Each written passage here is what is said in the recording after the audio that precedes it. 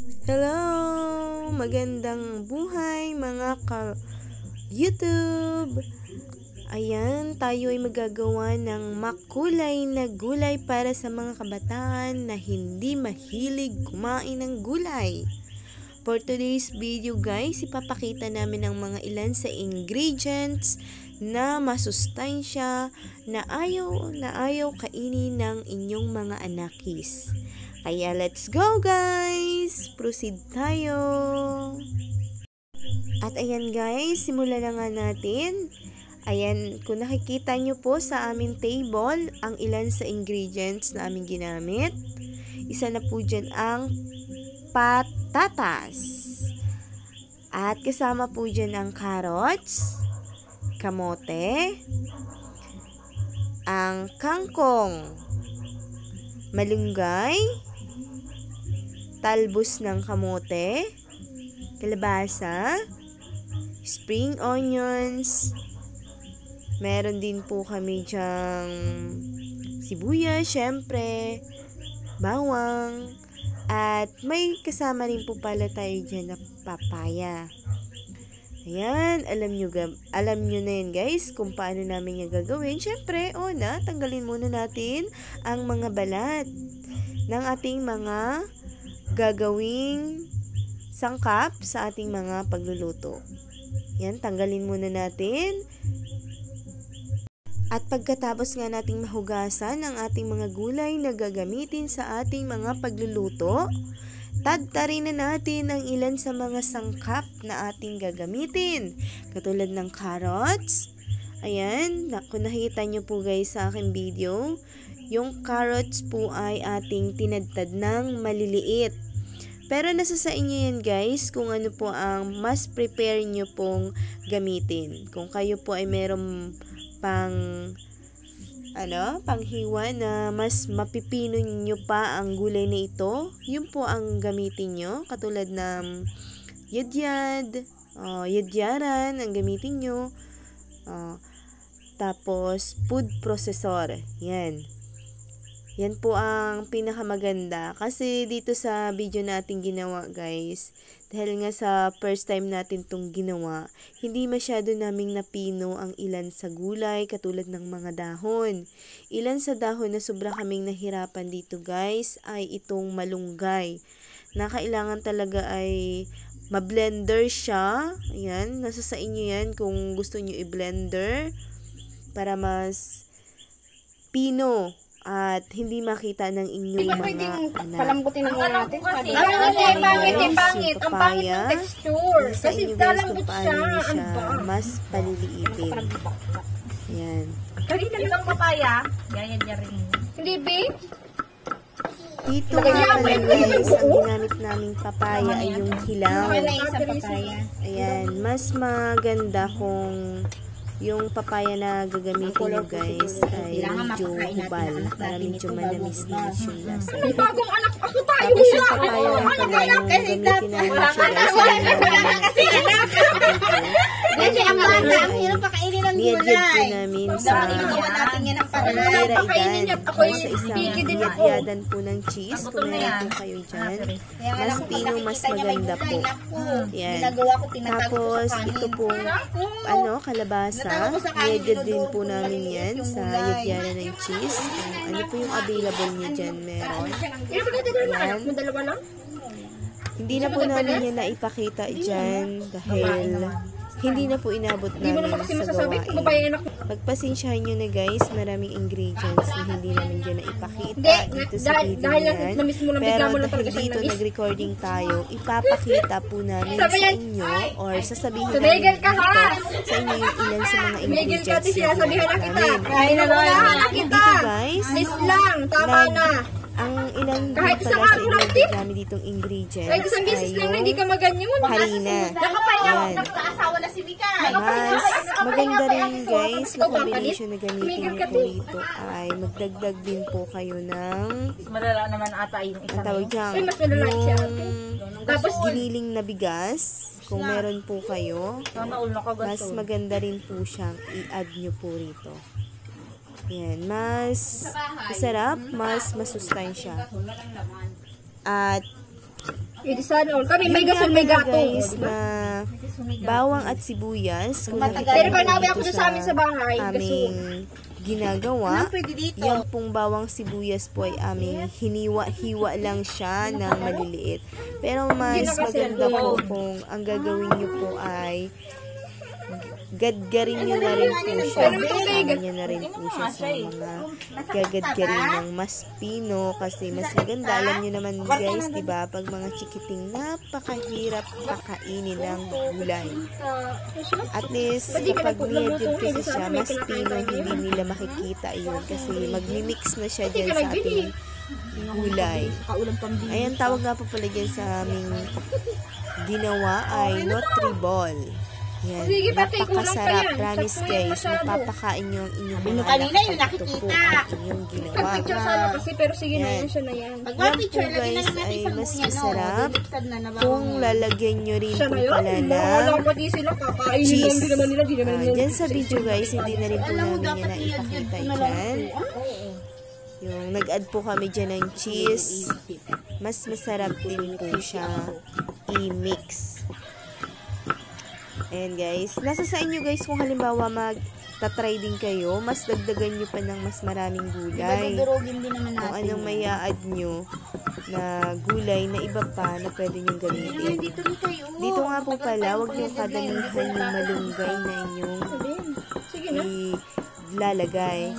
Kasi yung malunggay kapag nasubrahan siya guys, medyo pumapait yung ating gagawin. Yung mga katas yung kwenta tubig natin. Yan. Yung mga katas na mga gulay na yan. Medyo konti lang din dyan ang ginamit namin na malunggay. Tapos, yung kalabasa, kasama rin po yan sa niyadiyad namin dyan. Yan po ay lahat fresh. At halos lahat po yan ay kinuha lang dito sa amin sa gilid ng bahay. Ilan lang po dyan ang aming mga binili like carrots, like potato, wala naman po kami yung paninda, tapos spring onions. Yan, yung mga nabibili sa palengke. Pero yung iba po dyan, halos dito na po namin kinuha sa aming gilid ng bahay. Kaya mas napakaganda kung halimbawa tayo po ay magtatanim. Kung kayo po ay may maliit dyan na garden sa inyong gilid ng bahay or kung wala man sa mga timba, mas magtanim po tayo. Yun lang guys, napadaan lang sa ating usapan. Pero yun po ay mas maganda po. Sarili po talaga. Maganda na nito. Yan guys. Kita nyo po, tinatagtad po natin dyan ang ating bawang. Sabi ko nga po dito sa video, ay dapat yung bawang po ay mas pinuhin po natin ng pagkakahiwa. Hiwain nyo po. Pero mas maganda po, mas presentable po talaga kapag yung yadyaran po ng cheese ang inyong gagamitin. Mas maganda po ang kalalabasan niya. Tama na ito, Mikay?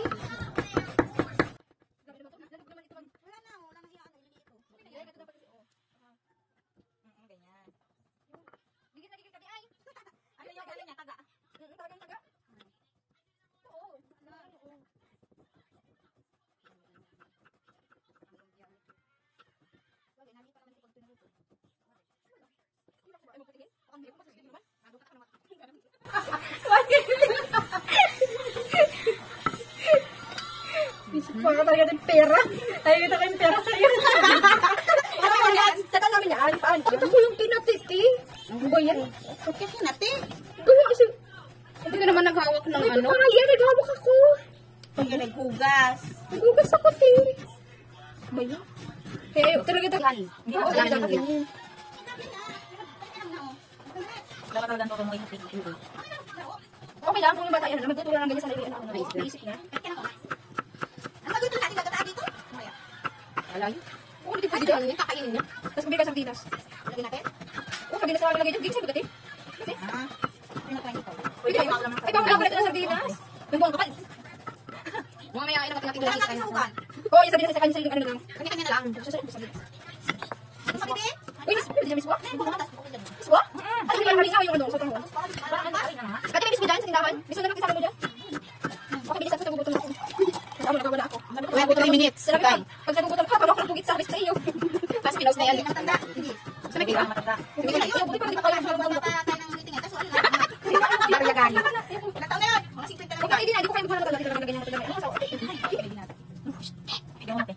Kaya na sinasabi ko kayo eh. Kita mo. Feeling ko kaya isa yun sa dahilan kaya nag-birthday yung kapatid kong bunso. Kasi parang feeling niya. Wala na siya ng ano. Oo, kasi may anak na nga namin sa iba. Bunso? Bunso yun namin sa... Isakto natin ano, may basketball. Oo, kasi basketball kahit umaga. Basta hindi ka maano ng istis na araw-araw. Hindi tayo araw-araw. Ay, Diyos ko. Kahit kami lang. Pwede kahit kami lang. Ay, ko lang. Hindi naman pwede yun. Pwede pa rin sa school. Malapit lang din ang Pero ano doon? Wait, available ako yung phone. Tapos klase natin. Saan may nagdagang ano? Oo, wala ko nagkakabit. Kasi sa magbukas. Nalagot ng gawain ko. Pwede. Ayun. Gawain na dami guys. Wow, sana all. Hindi na natapos ang gawain. Makapit na kayang pakla. Pwede talaga ito. Mapait yun, B. Oo, dapat ay Pag maraming malunggay, mapait. unti lang. Saka hindi na ulian, hindi yan mag-unti lang. Ano ihuli? Unti lang. Kasi may malunggay, di ba ko pila? Kasi may kita lang. Oo. Natuwa sila na malunggay sa Di ba man? Masarap pati talaga malunggay. Unti lang ako talaga. Hindi lang ha. At kala ko ito mahangos, hindi ba pa? May kangkong. Mapait. Lalo na kung nagtagal sa sabaw pa. May siya? Sa iyo. Kaya baka inuuli ako doon. Kala siya luto na siya. Masarap yung sa mongol. Masarap siya luto. Lalo pag ginalo. Wait, hindi na mababagad ka sa ano. Kung nababad na sa lasa. Eh, di okay na po. Kami niya. Ako, Tirbi. Marami mga kasama ko. Hindi yan nahanapin. Kaya naman natin. Gutom ka na naman. Mawagan tayo pamasahe. Bahala ka. Kinakain mo kasi ay. Ganyan yan. Kasi bubisit ka pa dyan pagkasama mo yan sa tindahan natin. Ang Iyakan? katagal mamili. Ah. Nalilito siya sa ano. Gusto niya kung naisip ko pwede bibigyan natin ako.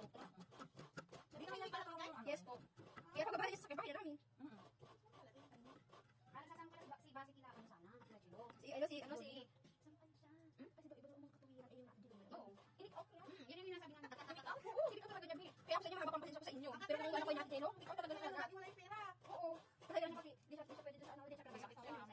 Oo, at hindi naman, may ganun na sa dahil, ganun karaan. Ay, may sakit niya ako. Sige, tingin niyo kayo, ganun pa, tapos kunti na lang. Kaya, tingnan niyo. Kunti na lang. Marami ng dahon na, may dahon pa ng... Wala yan, as in, marami tayong magagawa. Tingnan mo, marami tayong magagawang product para. Hindi, kunti lang sana. Ang mga gulay-gulay. Kasi ang mataas kalabasan yan. Hindi, tingnan kasi nga, puro veggies kasi pinapromote natin. Veggies talaga ang Ayan na nga guys, ito na ang aming ginawa. Nahiwa na po natin ng maliliit. Spring onions, kangkong, carrots, and patatas. Meron din po tayong talbos ng kamote, ang ating mga pampalasa. Ayan. Bawang sibuyas asin, meron din pong harina, papaya, and kalabasa. Kaya ang ganda po ng ating kinalabasan, ng ating ginawa dahil colorful po siya. Katapos po yan, lahat pinagsama-sama natin kanina ang limang piso. sa isang lagayan, guys. Okay na ba lahat? Ito na ba lahat? Ayan, Cheese na lang, no? haluin lang po natin ang mabuti. Mamaya na din, mamaya lang. Mamaya lang. Lasa. Ayan. Pagkatapos po natin siyang mahalo ng mabuti, guys, ating Dapat itong lasahan. bibilogin. Ilalasan lang ito. Hindi, pagkaluto. Depende po sa inyo kung gaano Hindi din na pwede itong lasahan. Di kahit ilaw pa. Di mo naman kakainin na ano. Di mo naman. Kasi sa inyo po yan. At ayan na siya, guys. Ang dami ng ating nagawa. Diba? Ang dami. Pagkatapos niyan, mabilog natin. Mag-init tayo ng mantika sa isang pan. Dito, guys, dapat mas maraming mantika lang ang mailagay niyo para lubog yung ating lulutuin. Para pantay din ang kanilang gulay. Okay. For today's video, guys, huwag niyo naman kalilimutan na pindutin ang subscribe button sa mga hindi pa po subscribe sa aking channel. Click the subscribe button and press thumbs up. Yun lang, guys. Maraming salamat sa inyong panonood sa aking channel. Thank you very big. Please visit to my Facebook page, Lorna Villahin. Yun po ang aking Facebook page, guys. Meron din po akong Bilis page ay ano. na Lorna Bell. Yun lang, guys. Thank you so much for watching. Thank you, very big heart, everyone. Ayan, at pagkatapos po natin maprito ang ating niluto na nutri ball, ay syempre, tikiman portion na tayo. Ayan, bali 30 minutes ko lang pala siya guys na isinalang sa mahinang apoy. Alaylay lang po. Diba pag nag-golden brown na? Ang inyong pagluto dito. At, yan guys, kung nakita nyo po, luto na siya. Basta mag-brown lang siya guys. Pwede pala nito, si Joy Pwede na po yan ahunin or alisin dyan sa kanyang pan. Yan, luto na yan guys. At tikiman portion na tayo for today's video. Oh my God, the audacity! Grabe, ang amoy, ang bango! Ang bango, te! Ang bango! Bakit pa dito na Uy, wow! Ang sarap! Tikman mo daw. Kasi nga, ano sa bata niya at ano sa bata niya. Chicken yan. Ito yung cheese. Tingnan natin. May cheese to.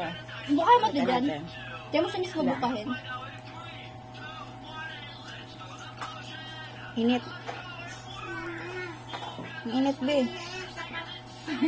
Wow! Sarap! Oh my God! Princess,